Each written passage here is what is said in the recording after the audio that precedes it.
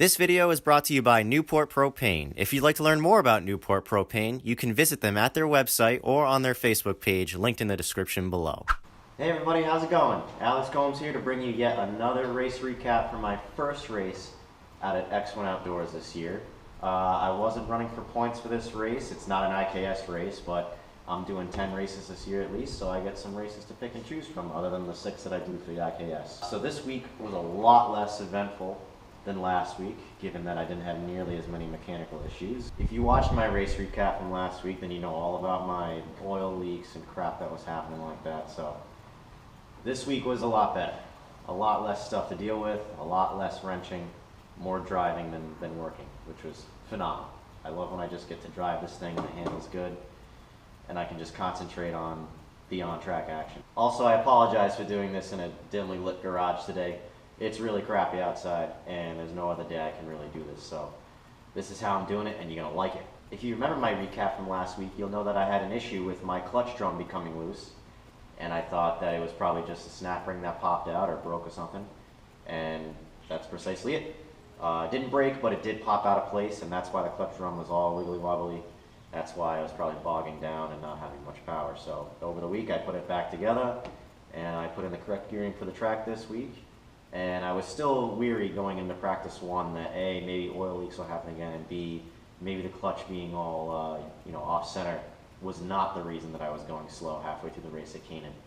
But in first practice, everything felt up to power, and no motor issues then, no motor issues for the rest of the day. It was funny, it seemed like this particular day, so much pollen was everywhere, just all in the air, all over my truck, and all over the track. And I actually made practice one a little bit slippery, so it was interesting trying to drive around the track and trying to, if you went offline where other carts hadn't been, it was all pollen, and you actually would like slip on it and try to catch yourself, Going into practice 2, I did make a mistake. I found between practice 1 and 2 that my rear sprocket was not lined up with the front sprocket, so it's a minor adjustment. You just loosen the rear sprocket, you put it where it should be on the axle, and then you tighten it back up. Well, it just so happens that I forgot to do that last step about the whole tightening up thing. So when I went out for practice 2, it was just wobbling back and forth on the axle, and I probably made it about a lap before it became loose, and then the chain fell off. And I didn't really have much for practice 2. Kind of sucked, only because practice 1 I didn't have a lot of track to really get a good run in to see how fast I was, and practice 2 is going to be more of a determination if I could run alone and see how fast I could go, and that didn't happen. So it was going to come down to qualifying to see really what kind of speed that I had. And going into qualifying, I made sure that I started ahead of the heavyweights so I wasn't slowed down by them, and I ran by myself for all of qualifying, and I put down a really good time, something like a 47.8, and I thought that'd be good enough for pole. Well, it turns out Jay Simmons actually did a 47.7, and the difference between our times when it came down to the thousandths was only 200ths. So he was only 200ths faster than me on that lap. So he scored the pole, and I started second. Now X1 does 2 races. They do a pre-final and a final. The pre-final, all that does really is set up starting position for the final. So it's kind of like if you didn't do that great in qualifying, you can try to make up some positions in the pre-final race to set yourself up for a good start in the final. So going in the pre-final, started second on the outside row. We went into turn 1. I was able to stay side by side with Jay and actually edged out in front of him on the exit of 1. He came up into me, or I went down into him. We did make contact in that first corner just a little bit, and I was able to get away ahead of him going into turn 2.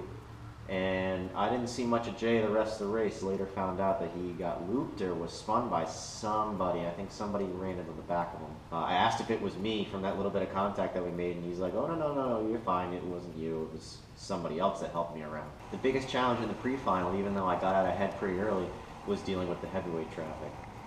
It didn't seem like I could get through the heavyweight traffic nearly as well as the guy following me, who happened to be Teddy. He was much quicker getting through. I would start to create a gap, and then I would try to get around heavyweight traffic. It would take me a corner or two, and then all of a sudden, Teddy's right there again. He's coming for me every time we hit lap traffic. I was able to win the pre-final, which was great. So started up front for the final race. We went into turn one, and I was just the teeniest bit ahead of Teddy. And then once we got around turn one, I was able to actually clear him, take the racing line, and continued my race from there. And then yet again, it was like I could pull so much of a gap from Teddy. I actually pulled a pretty good gap to Teddy. And then once we started hitting heavyweight traffic, it was like each guy that I caught up to, he could get around faster than me. And I was just taking notice. Every time we would take the right-hand hairpin, I would be at the exit and I would look in to see if he was at the entry, and I would kind of judge my distance of where he was off of that. And every time we caught traffic, he would just close the gap right up. And so for the remainder of the final, that was basically the story. I stayed out ahead and I would pull a bit of a gap. We'd hit lap traffic and Teddy would catch right back up. I wouldn't say he ever got to my bumper. He probably got within a second. But then as soon as we cleared traffic, I'd stretch it out again. And I ended up holding my position and I won the race. And I gotta tell you, it felt great to take home the win after the week that I had last week, where I was just wrenching all day, went through so much work, you know, and then ended up third through my own driver error on track. And it was nice to have a week with a lot less wrenching, like I said, and also have an almost error-free, you know, time on the track. There were a couple times that I may have dipped a wheel or two in the grass on a few of the corners, but overall didn't really impact my overall experience, and got to take home one of these, which is always nice. As with every race weekend, there's always a group of people I want to thank for helping me out. I want to thank Stefan and Tom for helping me unload this guy and some of the other stuff that I had to unload for the weekend. I want to thank Cotter and Joanna, two very good friends of mine, for coming out and supporting me. Also, Cotter being the representative of Newport Propane for the weekend. That was cool to have somebody actually from the company out to support me. And of course, I want to thank Newport Propane themselves for supporting me like they do and giving me their well wishes and congratulations when I do have success. It is very nice. Also, I wanted to congratulate the two guys that stood on the podium with me during that race. Teddy, that was a great second place run. If I made any big mistakes or even little mistakes, you were going to take that win, dude. You were on me for the majority of it. And like I said, when we caught traffic, you were catching up. So great job on that run.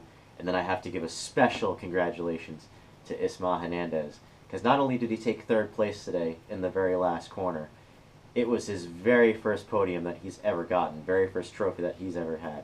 So big congratulations to you, dude. I forgot to do it during the original recording of the recap, so I apologize. So that's it for this week's race recap. I hope you all enjoyed, and the next time I'll be on track will be June 24th for the second IKS race, an actual championship race for myself. So I'll see you guys on the track then. Have a good one.